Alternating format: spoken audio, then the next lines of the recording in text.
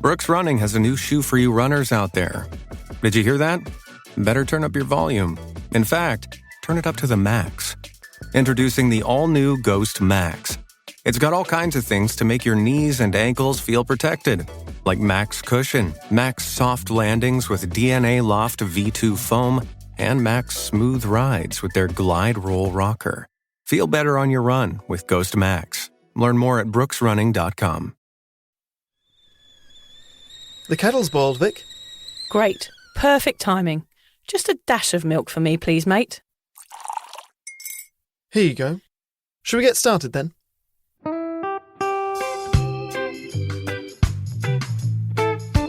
Have you ever woken up on a Sunday morning and said, I'm never drinking again, and then found yourself waving $50 at a barman by happy hour?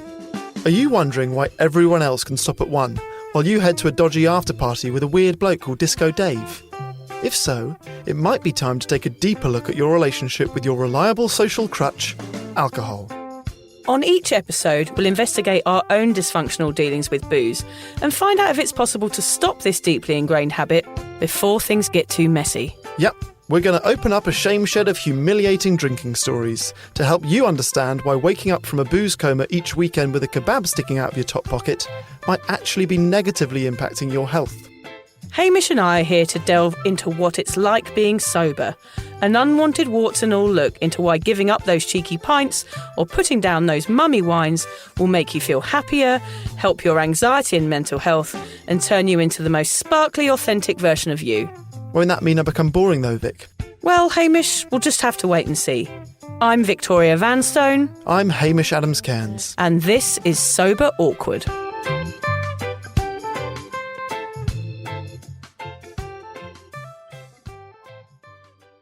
So I pissed a bed, blamed it on her and jumped out the window.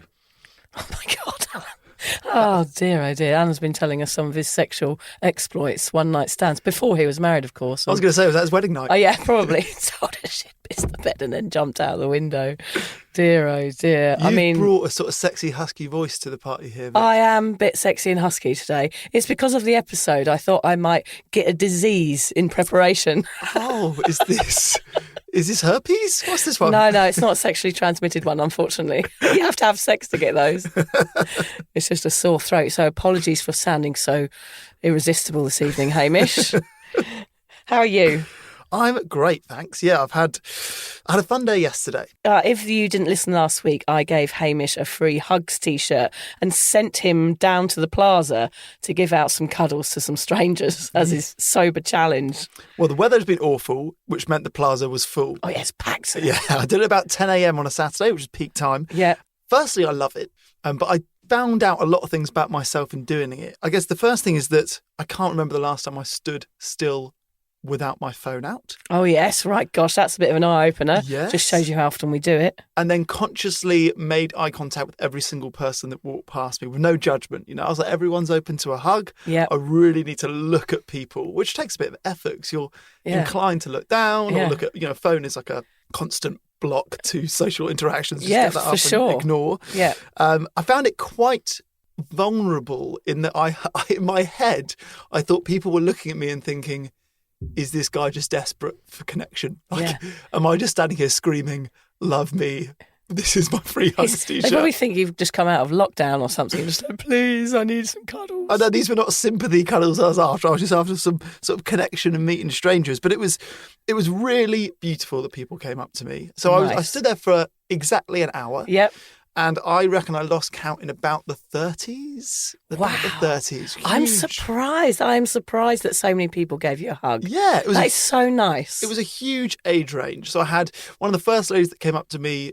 Some people just wanted a hug because it was funny or they were in a place when they wanted a hug.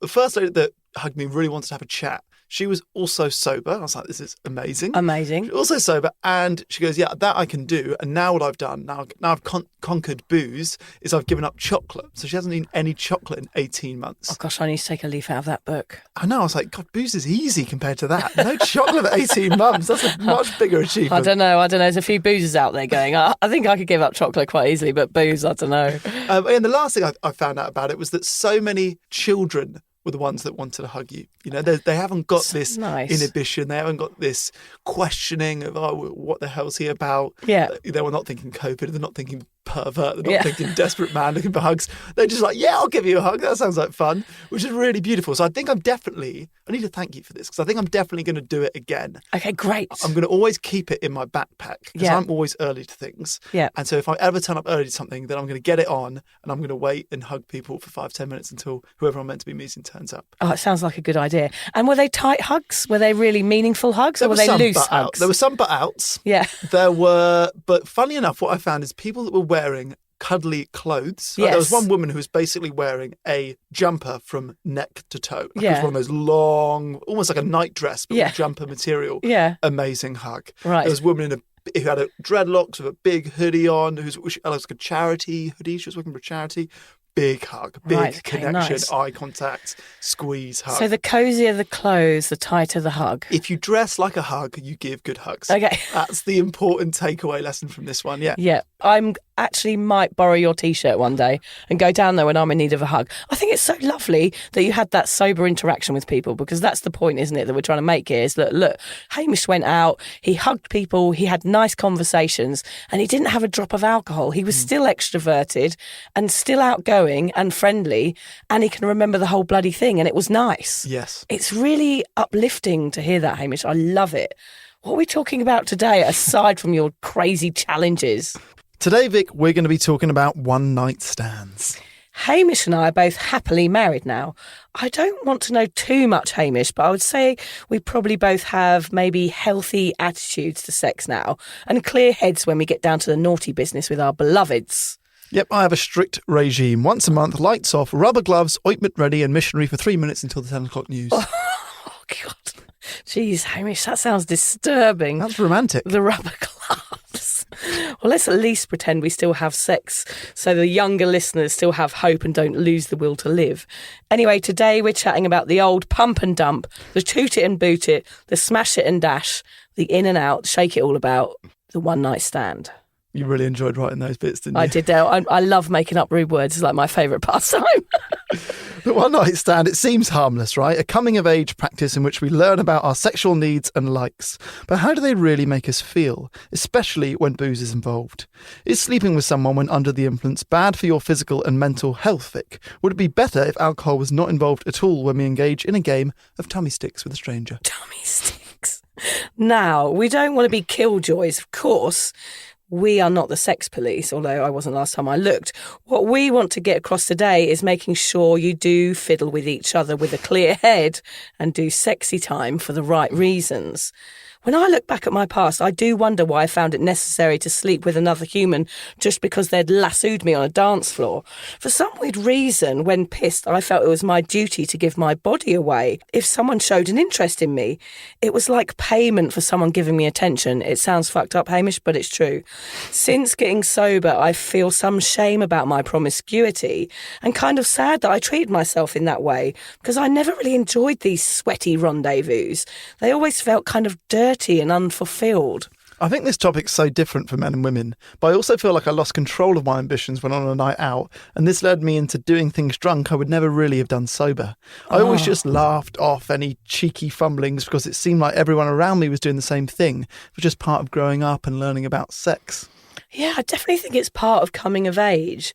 But when alcohol is involved, we tend to shove all our smart decision-making in our back pockets and go with the flow. And sometimes that casual flow isn't about happily ticking off notches on your bedpost. It can actually leave you feeling empty and full of regret. So today we're going to tell you about some of our flippant one-night liaisons, how they made us feel at the time, and found out if there's a better way to meet and consensually caress other humans when booze is off the sexy menu. Yep, it's the sober, awkward guide to not feeling like shit every time you sleep with someone, and it involves, guess what, Hamish? Orgies and butt plugs. No. Oh. Being sober, of course. So today, if you're planning a one-nighter, We want to help you experience real connection. Walk away knowing what you did was for fun and for the right reasons. We want you to learn from our awful stories and respect your body for what it is. A beautiful temple of squishy, sensual loviness. If you want to change the chemistry you have with your sexual partner, then keep listening. I really think we underestimate how much booze causes us to miss out on authentic interactions. So I'm so interested in this one, Vic. Yeah, I can't wait to hear the male perspective as well, Hamish. First of all, for those of you who have not done it, hello, Bernard from Stockton-on-Tees, we would like to tell you what a one-night stand is. On Wikipedia it says this, which I have to admit, even as a serial one-night stander in my past, it was a total shock. A one-night stand is a single sexual encounter in which there is an expectation that there shall be no further relations between the sexual participants. This practice can be described as sexual activity without emotional commitment or future involvement. I think this episode, Hamish, we're going to discover what a deluded tool I am.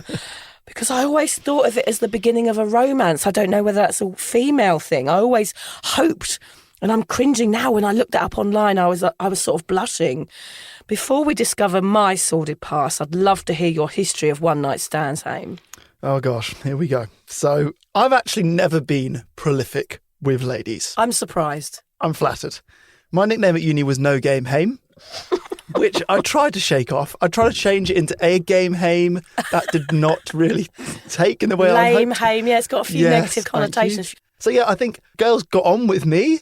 And then I would eventually talk them out of it. Right. I was never good at knowing when to kiss. That was a big thing for me. Right. I was like, I know we'd get on well, but we're talking. Do I just lunge or do I ask the question? That was my downfall. Can I kiss you? Is that what you want to say? Yeah. Oh, there's something quite cringy about that. I know. But the lunge is sometimes quite attractive. Like, I don't mind the lunge occasionally. But of course, if it's someone you don't like, then there's nothing worse than someone lunging at you with horrible wet lips. Exactly. Well, particularly if you're sober. Yeah. So it's much easier to do drunk that, which is probably the crux of the issue. Yes.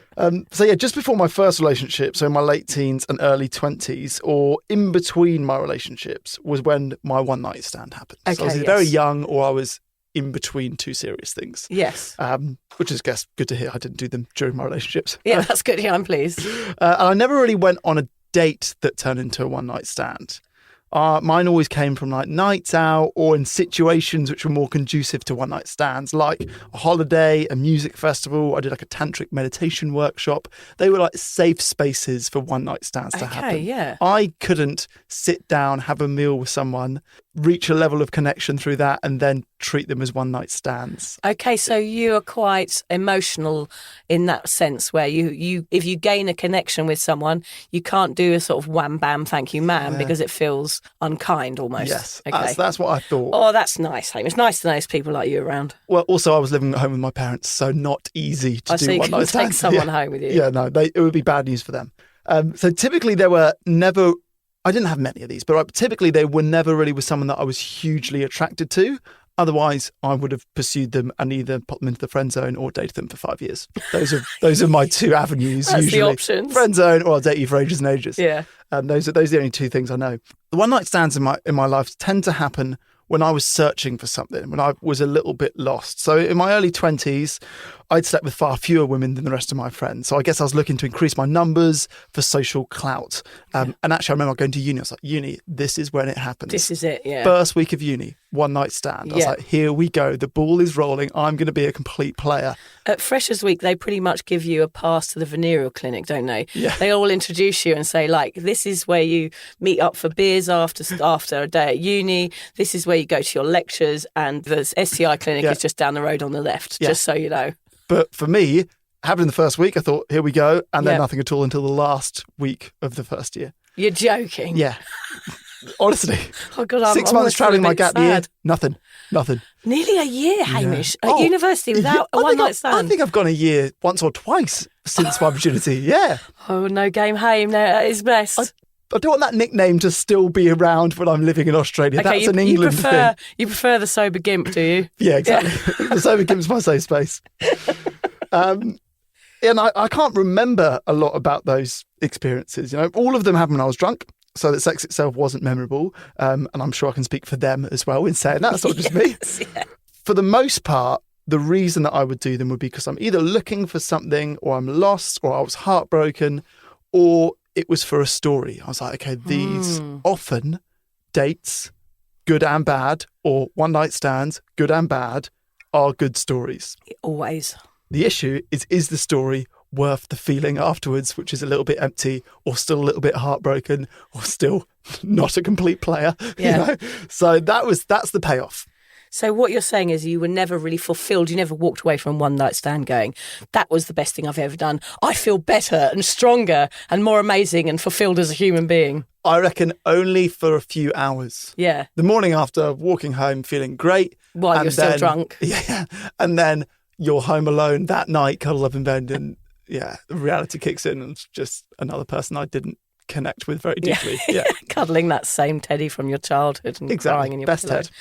Yeah, it's funny, isn't it? I mean, my stories are very similar. I mean, I did it more than you when I was travelling. Was like this huge... I mean, I travelled for 10 years on my own around the world. So I had sort of carte blanche to do whatever I wanted for a very, very long period of time.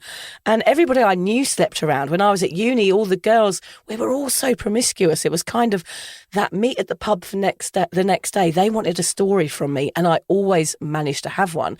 And it might have been like I've been out all night. It wasn't my aim at the beginning of the night to go and find some human that I could fornicate with. But by the end of the night, all of my mates are pissed off with usually their boyfriends. I never had boyfriends. I was just like kind of one night stand material because I was so drunk. No one ever wanted to go out with me.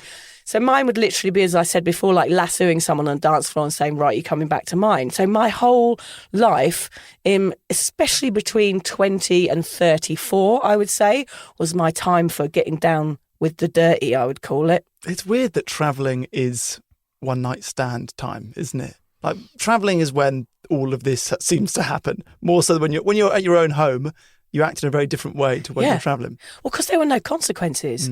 I could do whatever I like and really not feel too much shame or guilt, because if I didn't like them, I didn't have to deal with the situation the next day. I could just pack my bag and run out the front door or jump out the window like Alan did. There was no repercussions from my behaviour.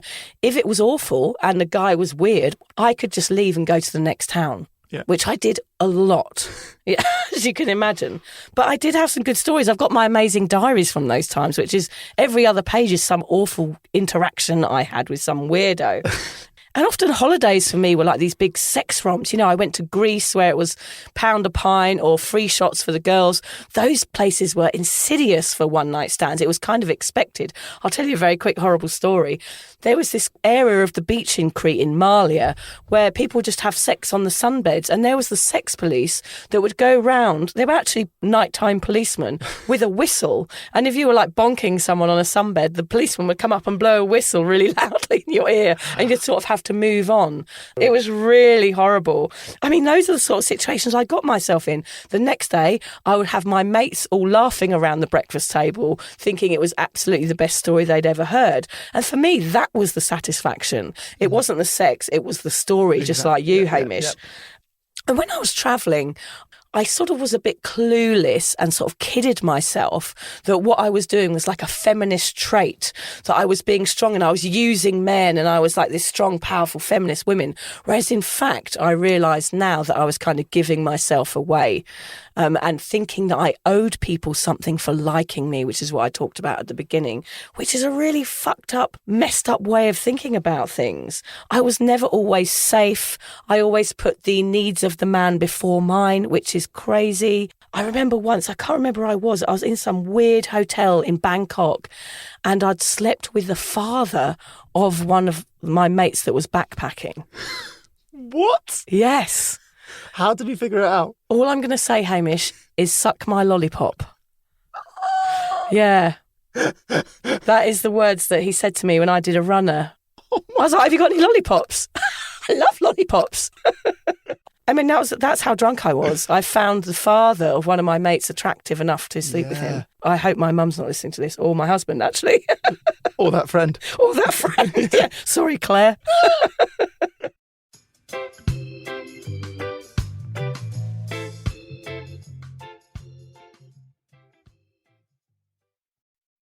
Yeah, so it was really messy, really unfulfilling.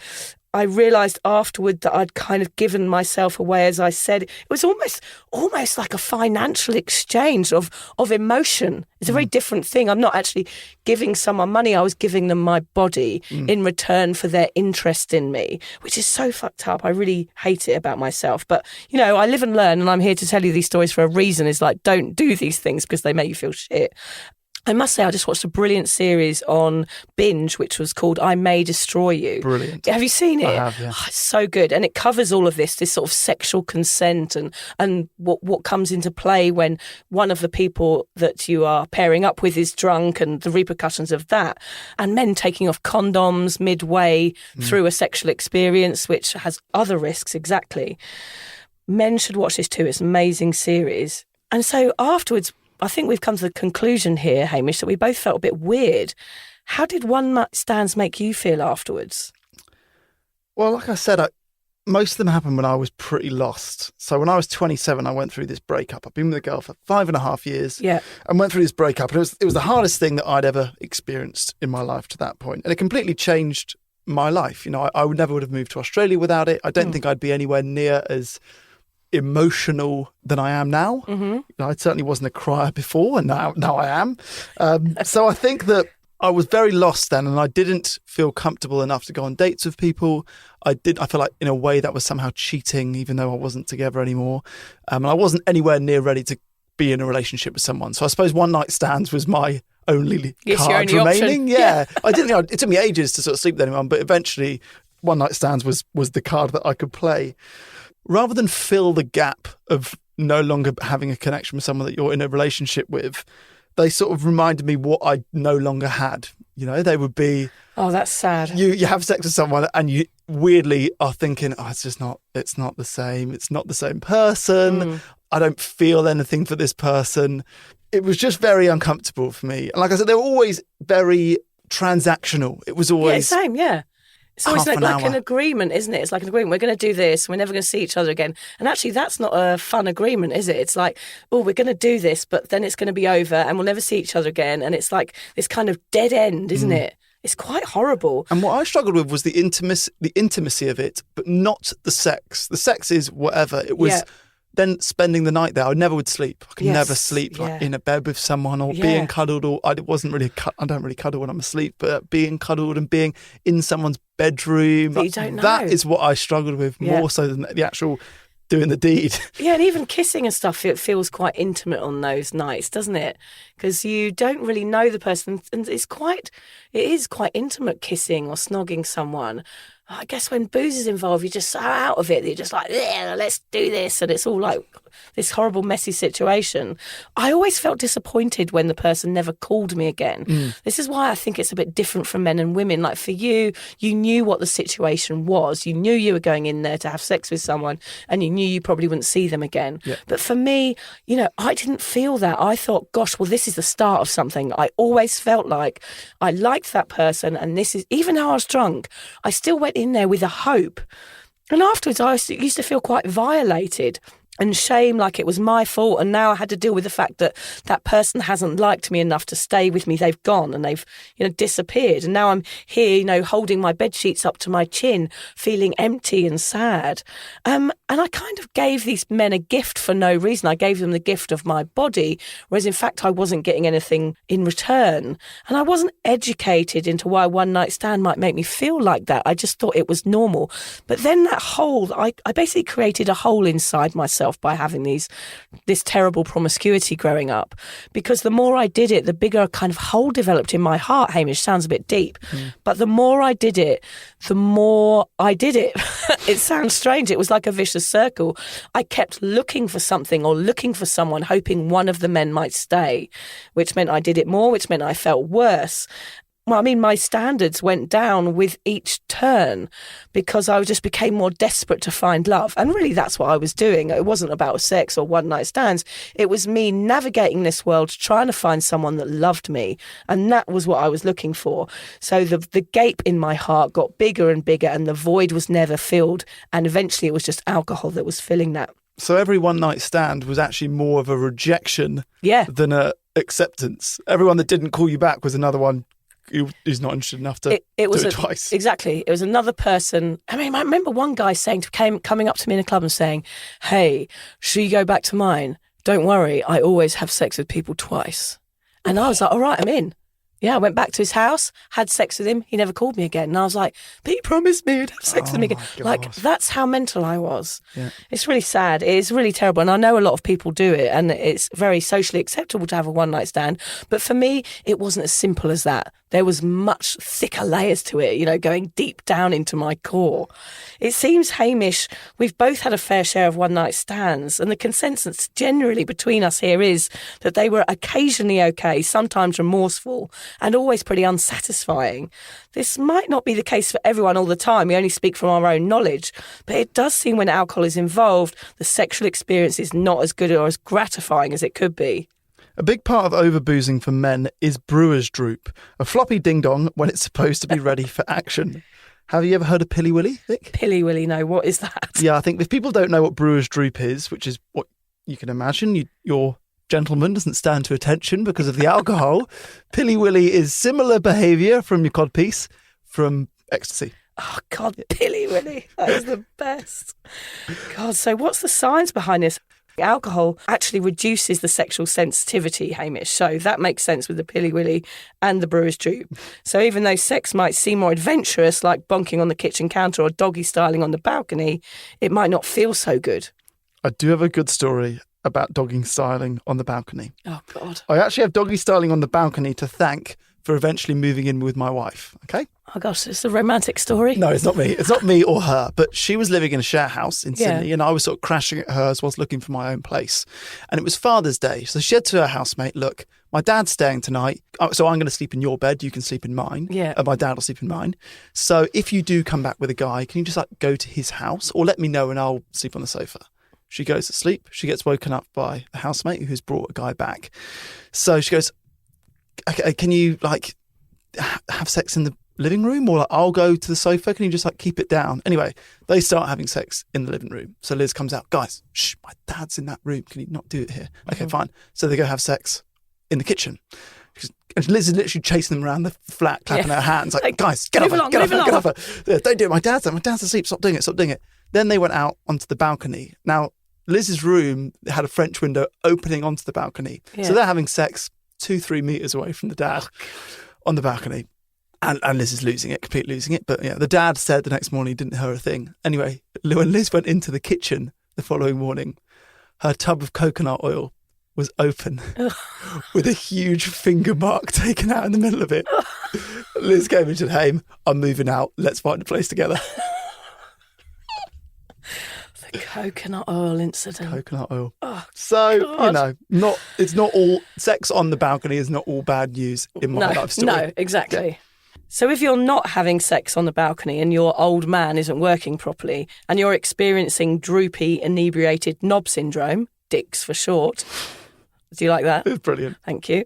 Alcohol depresses the central nervous system, which means it can make it more difficult for some men to get it up or keep it up or have an erection.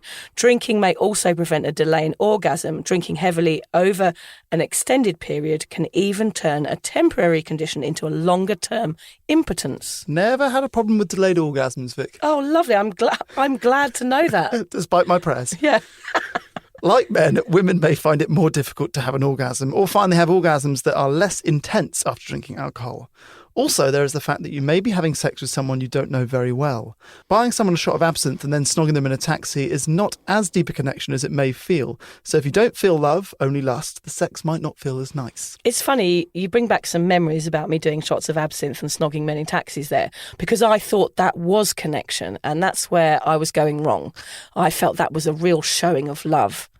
Yeah, I don't know what's wrong with me. Connection. I'm an old romantic, I think, really, aren't I? No connection starts with absinthe. It doesn't, does it? No. No good story starts with a salad is one of the famous saying, isn't it? So scientifically, sex will not be as good after imbibing 10 beers, which makes sense. If you can't walk straight, your willy might be wonky too, Hamish. How do you know about my wonky willy? I know a lot of stuff about you now over this podcast, don't I? Wonky willies, all sorts of things. What about the danger and the risk involved when having a one-night stand, Haim? What do you reckon? Well, since drinking alcohol reduces inhibitions and impairs judgment, it's a common factor leading to unprotected sex, which in turn may result in unplanned pregnancy or sexually transmitted infections. Then you've got all sorts of itches and problems to worry about. Yes, a bout of crotch crickets or body pox might be a consequence that you do not want to deal with in the weeks after a dirty downstairs disco. Body pox? I've gone crazy with my little sayings today, Hamish. I hope you don't mind. You're making up STDs. I am, yeah. What an afternoon. Well, I think I've had a few of those, so yeah, I am not making them up. We must mention here, alcohol is not only connected with domestic violence, of course, 73% of reported cases, but it's also linked to cases of sexual assault on one-night stands. I know for me personally that I trusted people too quickly in those situations because I was inebriated, and this led me to putting myself in danger quite often. In the end, if I didn't quit drinking, I thought probably something bad would happen to me. There's not a famous story, but a story that I've told in another podcast, Hamish, where I was in Byron Bay for a night and I got rohypnoled and dragged off up the beach by a guy with a cross tattooed on his head. What? Yeah, it's a terrible story, and it was due to me being inebriated and probably the perpetrator knowing that I was vulnerable in that situation.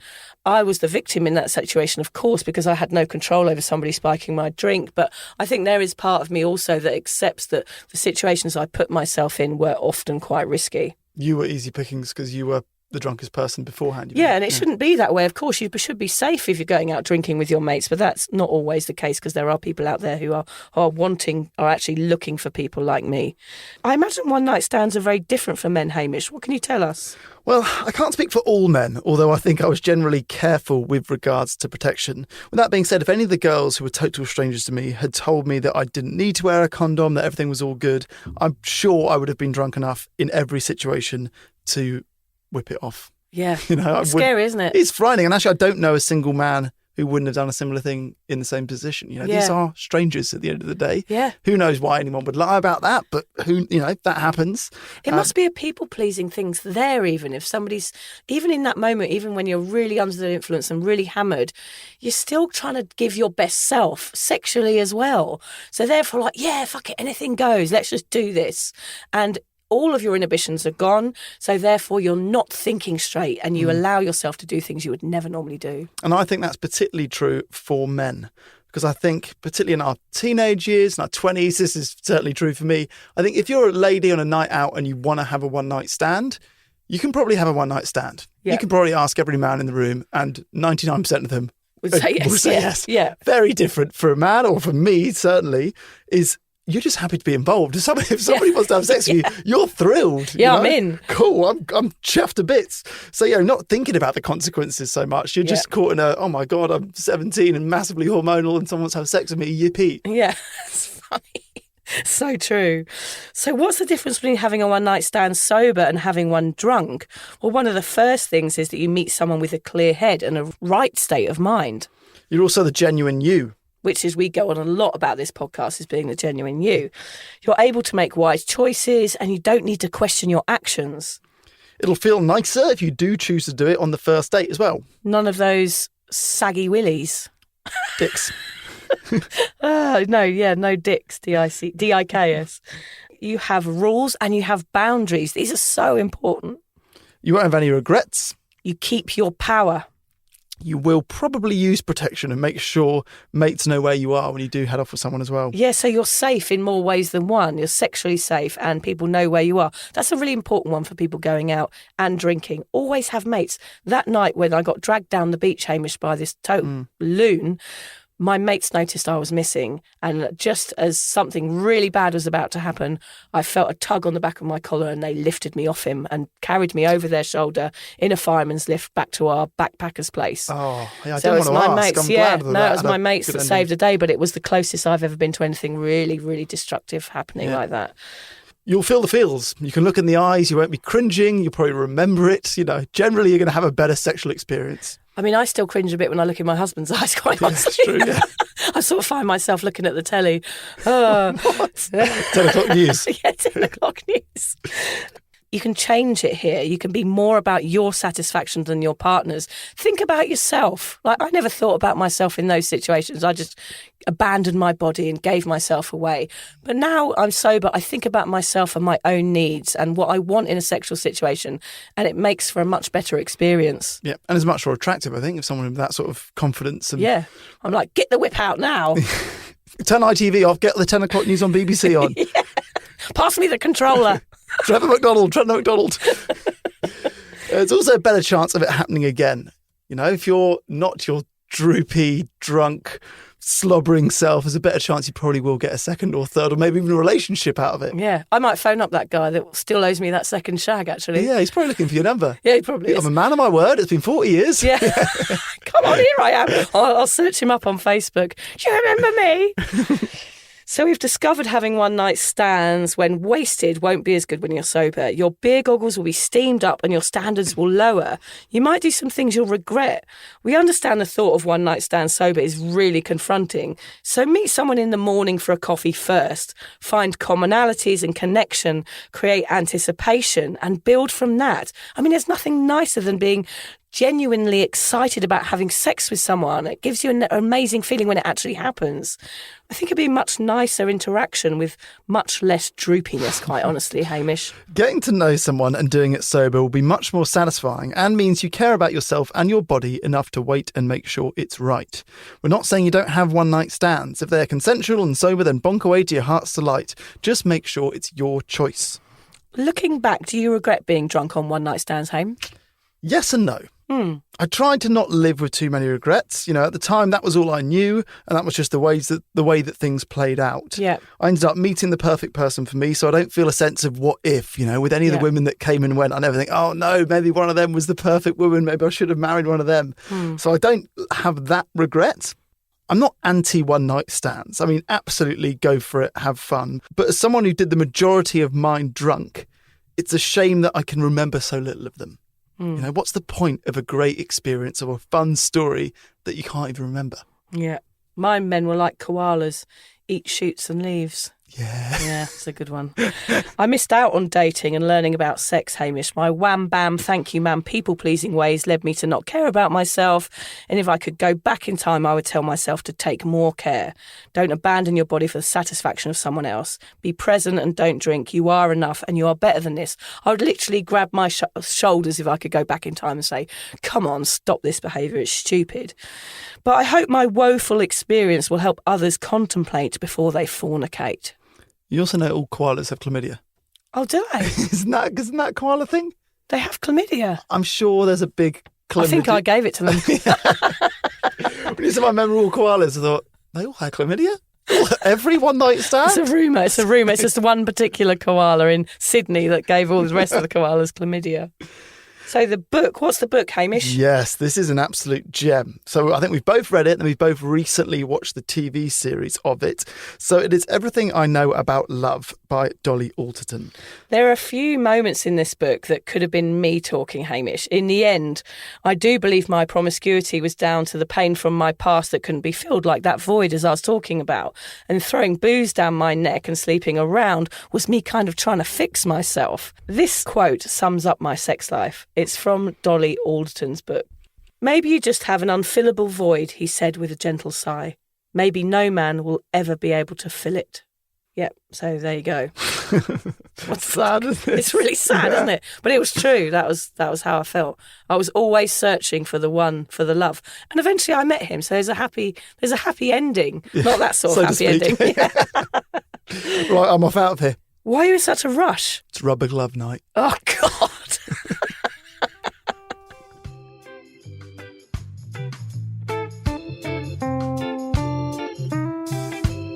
If you're questioning your relationship with booze, you're struggling to moderate, or your hangovers are causing anxiety, it might be time to reach out for some support.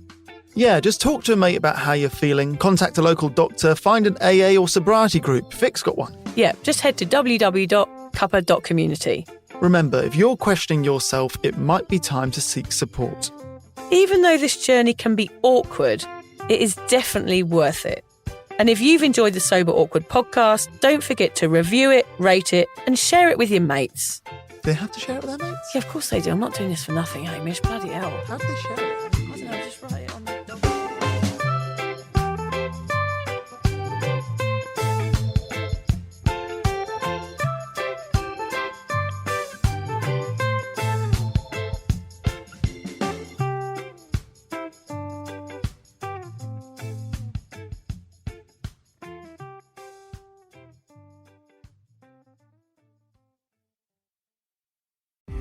Nurses, we just want to thank you for everything you do.